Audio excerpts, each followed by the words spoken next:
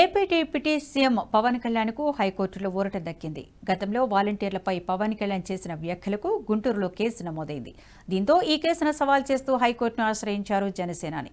గుంటూరులో తనపై నమోదైన కేసును క్వాష్ చేయాలని పిటిషన్ దాఖలు చేశారు.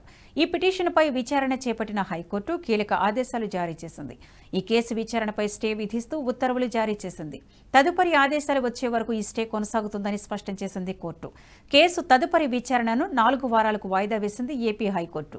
గత వైసీపీ ప్రభుత్వం తీసుకువచ్చిన వాలంటీర్ వ్యవస్థపై అసెంబ్లీ ఎన్నికల సందర్భంగా పలుమార్లు సంచలన వ్యాఖ్యలు చేశారు పవన్ కళ్యాణ్.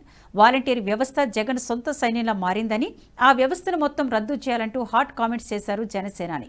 ఈ క్రమంలోనే వాలంటీర్ల ఫిర్యాదు మేరకు పవన్ కళ్యాణ్పై కేసు నమోదైంది.